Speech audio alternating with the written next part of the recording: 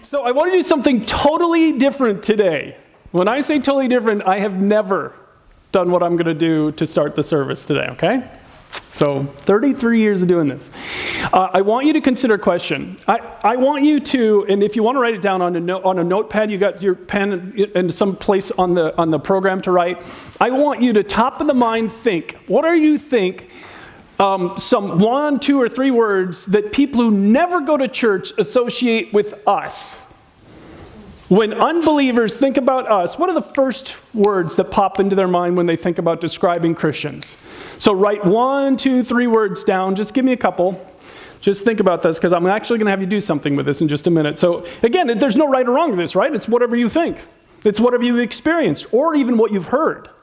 Because some of you have friends and relatives that don't believe in Jesus, and they tell you what they think of us. So 1, 2, or 3 words, just top of your mind. What do you think? Okay, so for those of you who are watching online, of course, I hope you have a pen out and you're already doing this, but I'm going to have the room do something and participate with me a little bit, and it'll be interesting to see if their words line up with yours. So what I want you to do is just out loud, and I know this is like, Brian never asked for this, but I do today.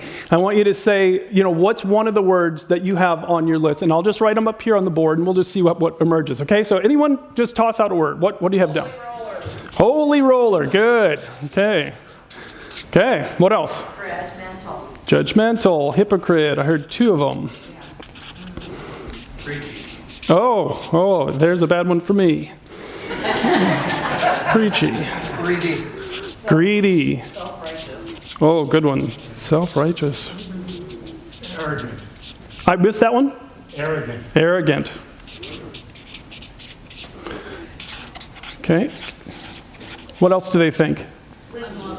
Unloving.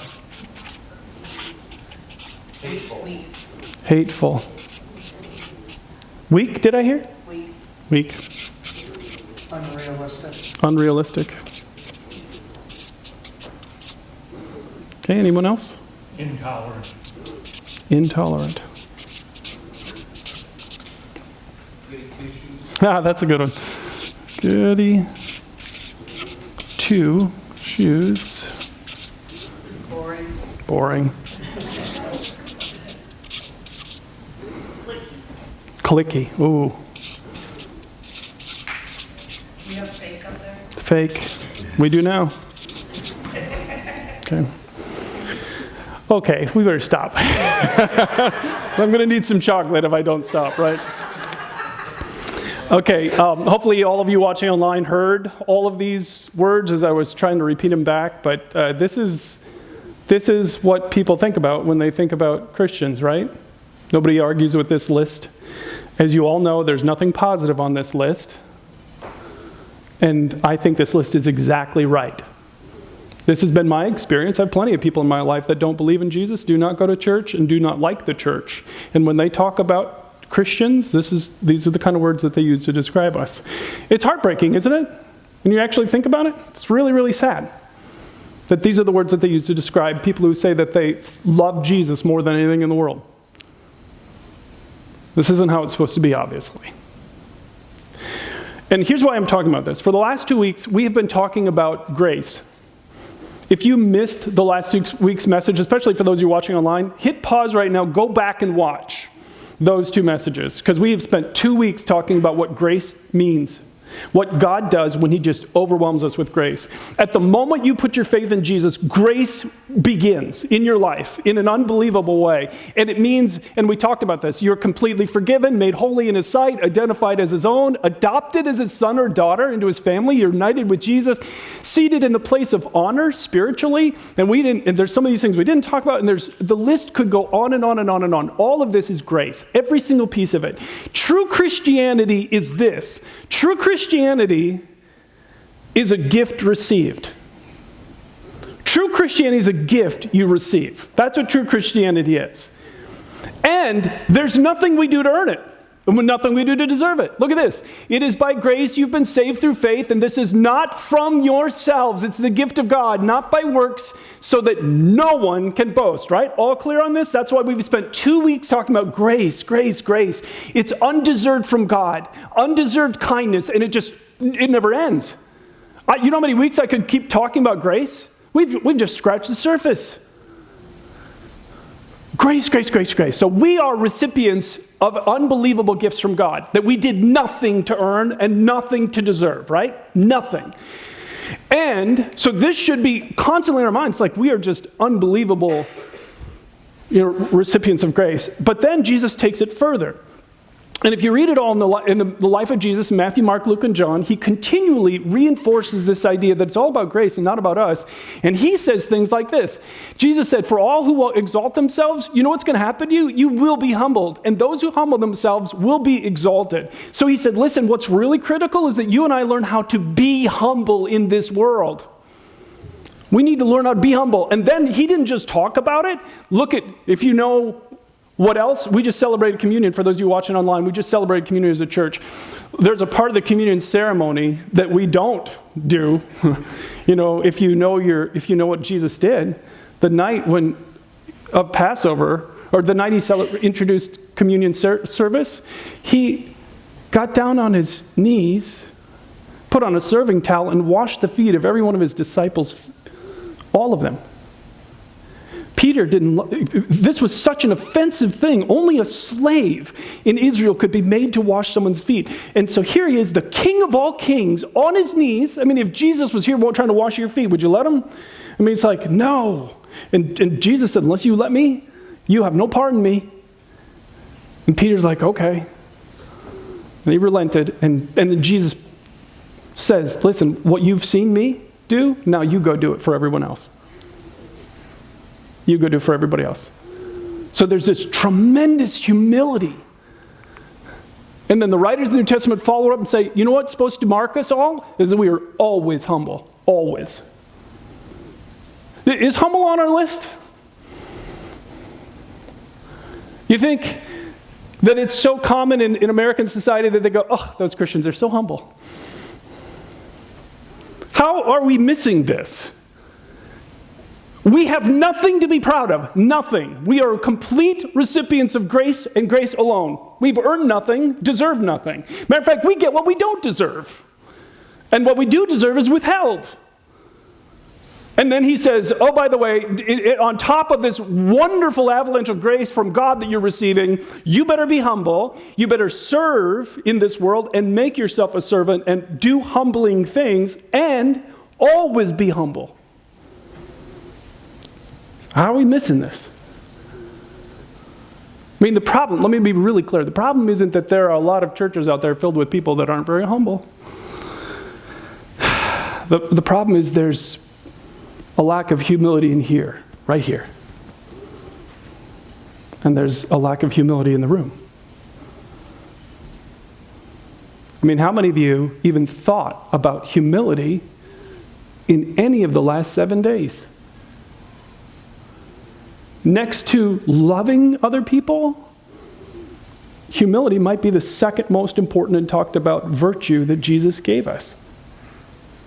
So what does this mean, and why are we supposed to do it? Well, we're going to explore that today. And I want to ask you to open up your program. We're continuing a series called No Perfect People Allowed, and these have really been about the values that should mark a church, if we're really going to be the church that Jesus wants us to be.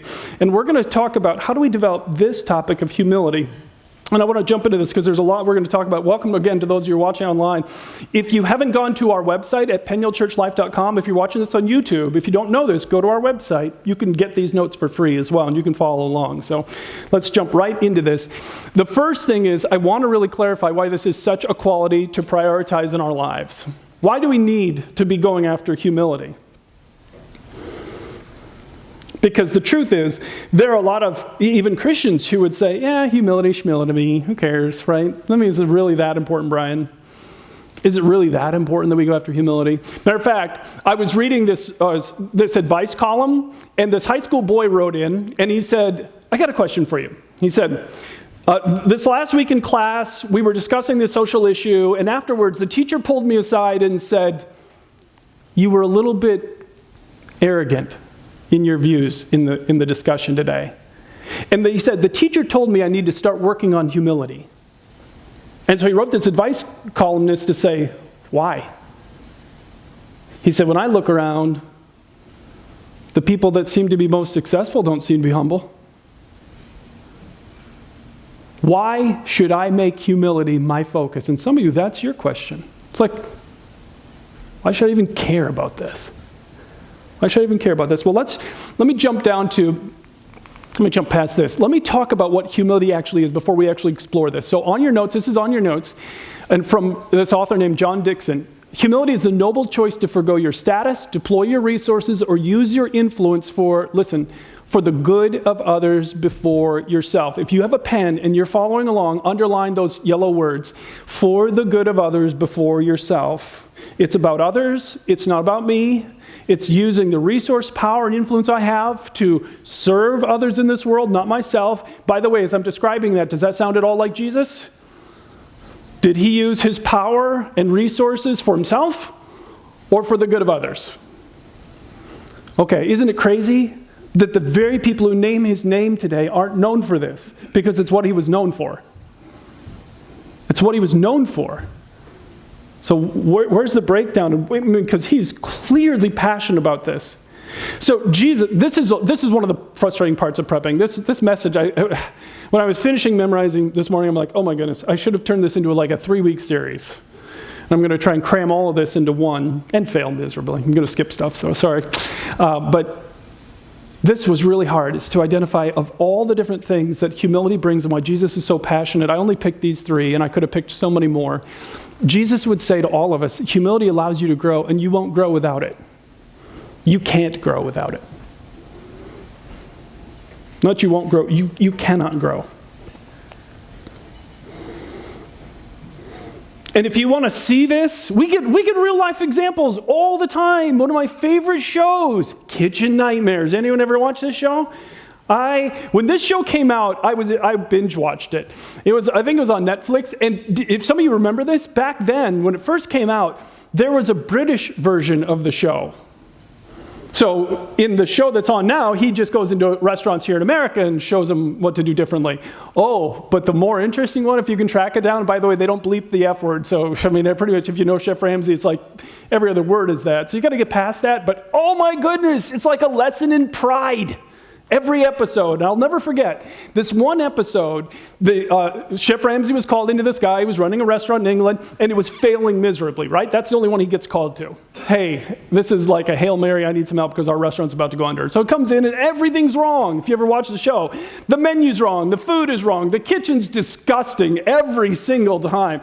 It's like, when they go, I'm always like, don't you watch the show? Don't you know he's going to look? He's going to look. It's like, come on, clean something.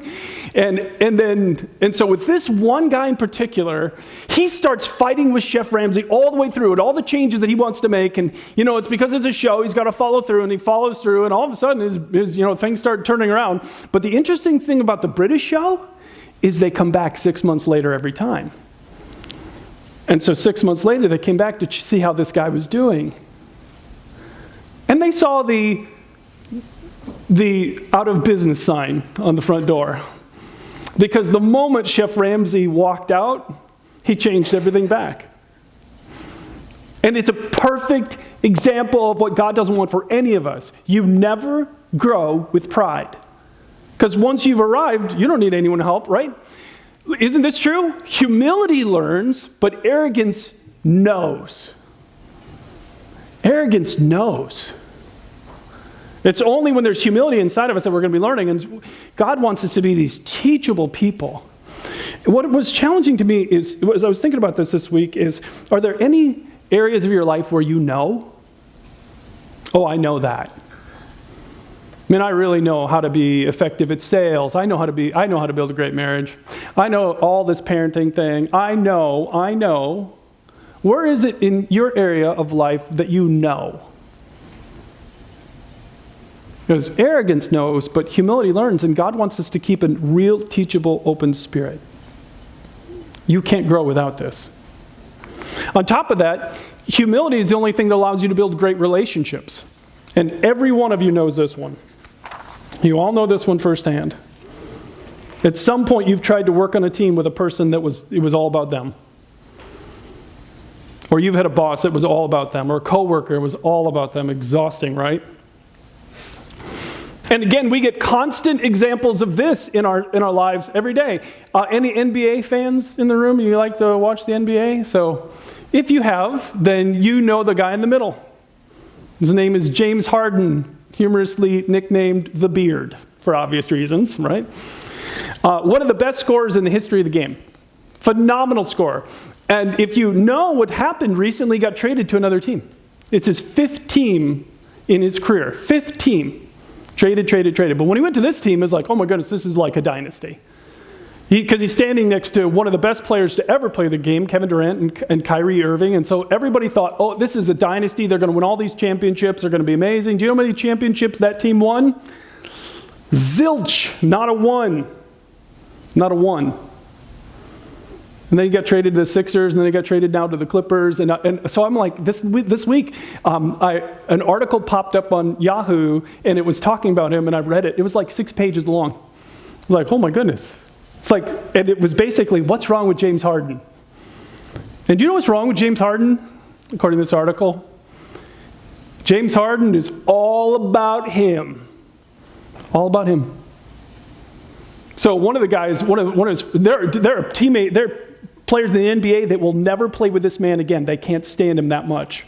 His antics are amazing. So one guy was like, yeah, when you're on his team, especially when he was really in his heyday, he could get you fired if you didn't pass him the ball. So he's like, I'd be on the court and there's a guy open, but there's James Harden. He's like, where do you think I'm going to pass it to? I'm passing it to him so he can take the shot, even though this guy's wide open, it'd be a better play. But I'm not going to let him get me fired because it's all about him. If he didn't like the coach, he could get the coach fired. Didn't like the player didn't pass to him enough, he'd get them fired because it's all about him all the time. There are times where he didn't show up for games, times he showed up at halftime. It's like, you're a professional. So off he goes again. All of you know what this is like. All of you have at some point in your life, or you will, unfortunately, worked with somebody that the world revolved around them, right? Or have you ever been in a relationship? Some of you, unfortunately, were in a romantic relationship with somebody where it was just all about them all the time. How's that feel? Feels really good, right? Super painful. But again, I don't want you to be thinking necessarily about all the proud, arrogant people that aren't in the room today and how we wish they were here today so they could hear this. I want you to think about you. I want you to answer the question today, how are your relationships really going? If you're married, how's your marriage relationship? If you have children, you've got family, how are the family relationships going? If you have a job or work with other people, how are those work relationships going? Do you see any fractures happening? And not because of other people's pride, but maybe because there's a little bit of pride in here? Relationships really matter to Jesus. And when pride enters, the relationship disintegrates. But the final one is that humility expands our influence. There's so many things that we could talk about in terms of the power and positivity of humility and what it can do in our lives, which is why Jesus is so passionate. I don't even have time to talk about its spiritual impact on our lives today. But it expands our influence. If you would like to have a greater influence in your work, in your family, in your community, then you're saying, I would like more humility, please. And you don't have to take my word for it. Go read this. It's a business bestseller. Jim Collins is the author, Good to Great. I've seen him speak at leadership conferences. I loved this book. Matter of fact, when I was reading this book years and years ago, the fascinating thing was, he's not a Christian. He's not a Christian. And he was studying the best of the best in terms of businesses in the history of our nation. So these weren't companies, we've all seen it, right? There's a company that spikes really popular and then they're gone. These were companies that were enduringly great through recessions, through economic downturns. They didn't falter.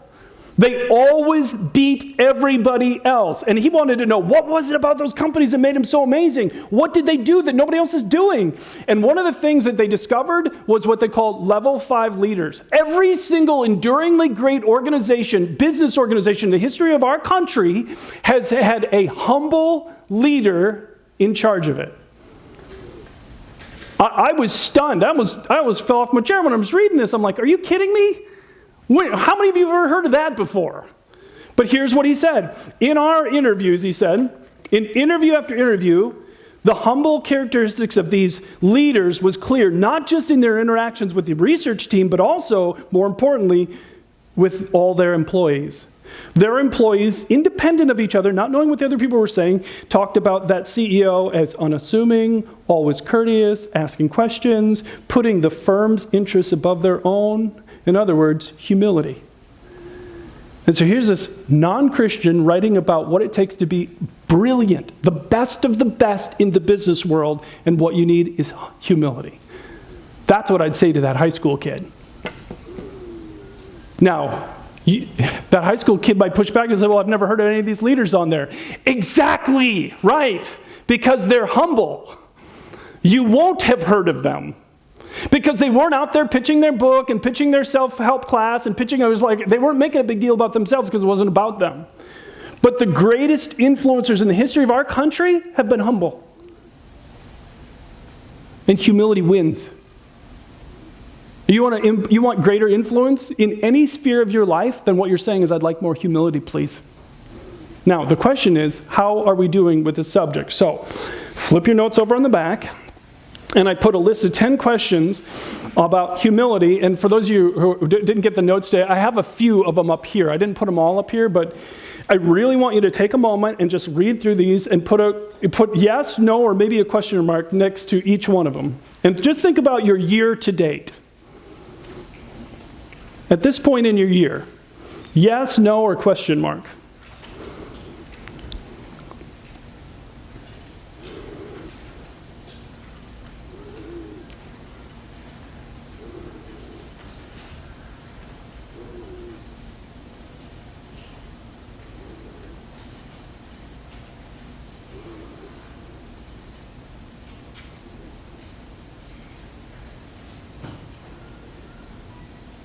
So just so you know, while you're doing this, when I did this myself this week, I have 3 no's and about 3 question marks.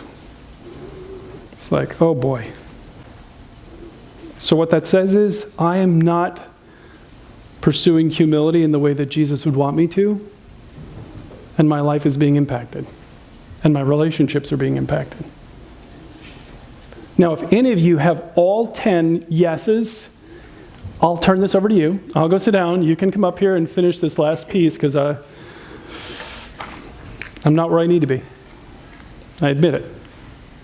So the only other thing we're going to talk about is this. Number 2, this is all we're going to talk about. We're not going to get to number 3 today. Is the antidote to all of this is that we need to start having the right truths in our mind. We need to lock certain key concepts into our mind that are going to help us pursue this virtue that Jesus says is one of the things we should be known for. We should be known for love, and we should be known for humility. We should be known for love, we should be known for humility. And we're not, right? There's too much of this in our world, right? Too much of this. I don't know how to put this, but I'm kind of a big deal, right? I'm a big deal. And we kind of like that. And Jesus is saying, we need to think about ourselves differently. And here are 4 things I think he would really say. He would say to us all, we need to lock this in our mind. I have what I have only because of God. There's no reason for arrogance. And not just spiritually, but financially, materially, success in this business world, whatever it is, everything we have is rooted in God, and we only have it because of God. Let me show you a verse that when I first read this verse, I didn't know if I believed it. Deuteronomy. God did all this so you would never say to yourself, oh, I've achieved this wealth with my own strength and energy.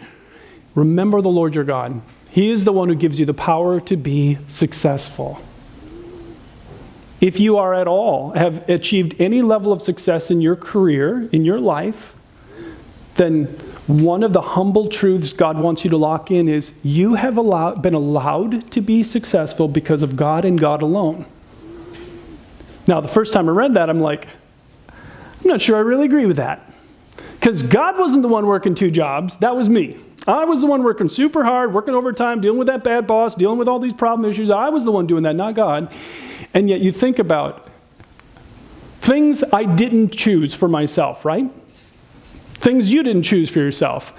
How many of you chose your intelligence level? Nope. How many of you chose your personality? How many of you chose the talents or gifts or abilities or natural aptitudes that you have? None of you. But how many of you chose the educational opportunities you've had access to in your life? How many of you chose the time period you got to be born into, right? We could have been born in a time when there were no dentists, or there were few doctors, or we were in a part of the country or part of the world where it was an agricultural climate and there was a severe drought. Right? We didn't choose that. We didn't choose the nation that we would be born into and all the resources that came because of that, right? Because I choose none of these. When I was born, I was born into a time period, into a family that gave me opportunities. Because if I'd have been born here, how successful would I have been? If you'd have been born here, do you think this boy dreams of a great college education and home ownership? Do you get it? You think that you have something to be proud of because of your financial success to this point in your life? Always remember it's the Lord your God who has allowed you to have what you have access to that produced the wealth that you have currently. The success that you have. He's the one that makes us successful, not us. We're just using what he gave us. So what do we have to be proud of? This is the image that I've had on my computer for years. It's a turtle on a fence post. And the reason is that this is my reminder of what I'm talking to you about. Because if you walk out in a sunny day and you're out walking, you saw a turtle on a fence post, there's one thing you know, he didn't get there by himself, right? Guaranteed. Turtles don't climb poles. Somebody picked him up and put him there. And when this flashes on my screensaver, this is my constant reminder to me, I'm just a turtle on a fence post. Oh, I work hard. I work 2 jobs. I work super hard. But all I'm doing is working with God, with what God allowed me to have. That's all I'm doing. And at any time I get too big for my britches, it is the easiest thing to knock a turtle off a fence post, isn't it? Happens in our society all the time. People get too big and down they go. It's a common story. How clear is this in your mind? That we have what we have in this world only because of God. Not just spiritually, but materially. And here's the one that I struggle with the most. It's not about me. This is really where I should stop talking because I know so little about this one. And again, think about who our model is. Think about who my model is. I don't sugarcoat this at all. I'm a follower of Jesus, right?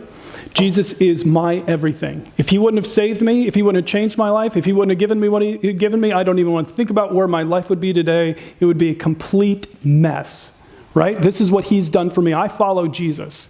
And my model, Jesus, didn't make it about himself. Because if you were going to make it about yourself, you think you'd be born here?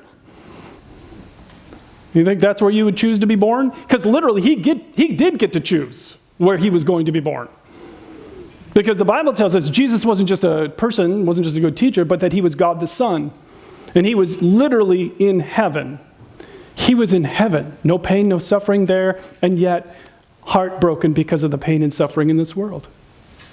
And so he could not stay and sit back and do nothing. And so he did the unthinkable. He came into the world. And how did he choose to come? How would I choose to come? I'm leaving heaven. I'm coming back to earth. It's like, well, I'd like to be born here, please, right? This is where I'm coming, right? And what does Jesus choose?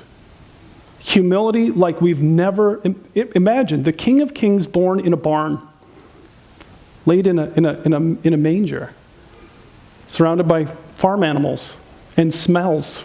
You ever been in a barn? You know how they smell? That's where he was. Tremendous humility. He didn't make it about himself. If he made it about himself, he'd been born here, and he'd have been powerful, right? Most powerful on earth. Somebody mocked him, he'd go, off with their head, right? Someone wanted to attack him, he'd be like, off with their head, because he's powerful. You don't get to do that to powerful people. And what does he do? He makes himself a servant. He's the model. And why? To fulfill, listen, this is critical, to fulfill God's purpose for him. The Father had a purpose for him. And the parallel is the same. It's not about me. It's not about you. We are here to fulfill God's purpose for us. And here's where I struggle. That 10th question on the back was this: am I more trusting in God and his plan for my life? Just think about this year. Okay, I don't know when you're watching this. For those of you watching online right now, it's November 2023 when we're here today. So we're at the end of another year almost, right? Another year's almost gone. I want you to answer that question. Has this year resulted in you trusting more in God and his plan for your life? Or pretty much the same, beginning of the year, same, no real, or do you trust him less? What's happened to your faith this year? I look at that and I struggle with this one so much. And quite honestly, there are areas of my life where I'm like, I'm not sure I fully trust him with my life. And the problem is, this prayer, the Lord's Prayer, where he said, here's what I want you to pray. I want you to say to the Father, your kingdom come, and whose will? Your will be done. On earth, through me, just like it is in heaven right now. In heaven, if the Father says it, it's done. And what does he want? Is that we, his followers, are so attuned to him, so listening to him, so connected to him, that whatever he asks us to do, we do, because it doesn't matter. It's not about us. It's about him. And what I change all the time is, instead of, hey, Father, your will be done, I say to God, God, is about my will. Here's what I'm going to do. Here's what I'm going to pursue. And your job is great for you. You come along besides me, and you just make it all work out great. Because it's about my will. And then sometimes I compromise. It's like, well, how about our will? Can it just be our will? There's like us and you and I together, right? It's our will, but it's really secretly my will. And I'm just going to tell you what I'm going to do, and it's your job to bless everything I'm doing. And I fight. There is something inside of me that fights this constantly. It is a constant fight inside of me to get to the point where I can honestly say to God, your will be done, not mine. Your will be done, not mine. And I can honestly tell you all, I am not there as of this moment. I hope someday before I die, I really am at that point where I can say, your will be done, not mine. Because too many times it's about me. And I don't care what he wants. Am I alone with that? Or there are too many times where it's just about you and what you want, and you don't even think to ask, what do you want, Father? Humility requires this, that I get to the point where it's not about me. Let me jump down to this one. Humility, letter D, it means that when I think about myself with humility, it means that I am willing to acknowledge this and say I'm wrong in some areas of my life right now, and possibly many. Possibly many. Somebody put it this way. They said, listen, if you were only right 55% of the time, that's it, just 55. You could go to Wall Street and be a millionaire tomorrow, right? By the end of the year, you'd be a millionaire. Just be right 55% of the time. We're wrong a lot, and we're wrong all the time. And by keeping this thought in our mind, it creates something inside of us, right? Where we're willing to say, I was wrong. Have the people in your life heard you apologize recently? Again, if you're married, when was the last time your spouse heard you say, you know what, I'm wrong, I'm sorry? Have your kids heard that from you? Your coworkers ever hear you say that you were wrong and you're sorry? Now, this is humility. The behavior comes from the thinking. If I know that I'm wrong a lot, then it translates into my behavior. One of my favorite humility stories, and I'll finish with this. Years ago, there was a man who was promoted to be a CEO. And he was really struggling in the new role as a CEO. So the board hired an outside consultant, and they wanted him to work with him. And they said, we first want you to come in. It said the executive of the board was going to meet with the CEO and lay out all the things that he was doing wrong. And they wanted the consultant to be in the room when this conversation took place. And so the consultant was with the executive of the board when they sat down with the CEO and started going through all the things he was doing wrong, and it was a harsh list. And when they got to the end of the list, the CEO, after hearing all of this feedback and knowing that his job was on the line, said this to the executive.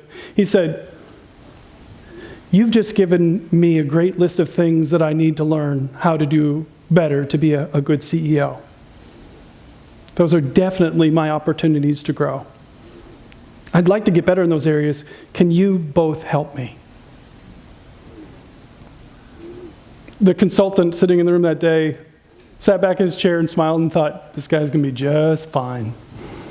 And sure enough, a few years later, he was extremely successful in his role. Why? He had the humility to be successful. So here's what I want you to think about as we finish this up today. Is humility important to you? Is it important to you? And here's the big one. Would the people closest to you say, ugh, you are becoming so much more humble? Would the people in your life say that? If you really want to push it, would people who don't even believe in Jesus use humility as one of the descriptor words when they talk about you? Or would they use one of these words? And when you think about, and I skipped one of those truths, but it's going to be up here. When you think about the key truths of humility, which one of these is hardest for you? Is it hard for you to apologize because you just don't think you're wrong? Is it hard for you to admit that there's more for you to learn? That's the one we ended up skipping. Is it hard for you to give up your way? In case you haven't heard me, yes, it's super hard for me to give up my way. I don't like to give up my way. And Jesus, I'm so sorry. This is where he's working on with me. And for some of you, it's hard to acknowledge that all of this is God's and you're just using what he's given you. Let me have you bow your heads as we finish. You know, maybe as you're watching today or here, maybe for the first time you've really heard this message, it is all about grace. There is nothing we do, nothing. You and I are powerless to make our way okay with God. We can't do a thing about it. And so God did everything for us. That's why Jesus came. Jesus came into the world to make a way for all of us. So that any human being, anytime who turns to Jesus can be just flooded with all of this grace. He will forgive us. He will give us eternal life. He will unite us in his family forever. And if this is something that sounds good to you, maybe even too good to be true, by the way, you're starting to understand Christianity when it starts to sound too good to be true. You're just starting to get it. And maybe this is the next step for you spiritually, is to let him give you his gift of life and forgiveness. You can do it right now with your head bowed. You can say, Jesus, I'm turning my life over to you. I need you. I know that there are things that I've done that are wrong. I've been unloving and I've been proud, and I can't even think of how many times that's been. So I'm asking for your forgiveness today. Please forgive me. I'm putting my life in your hands. In Jesus' name, amen. As we finish up today, can I ask you all to grab this little card out of your program? Even if you're a regular attender, I know I ask you to do it every week. Just put your name down so we know that you're here. But maybe you asked his forgiveness for something or recommitted your life to him. Just let us know. Check that box right here. If you have something that you want us to pray about or comments you want to make, this is how you communicate with us as a church, one of the best ways. So then just fill this out and then drop it in one of the offering boxes back on the back wall where you came in. So thanks for coming again today. And again, there's some meals in that cooler. If someone came to mind, don't forget to take a meal and show some kindness today. Otherwise, we'll see you again next week.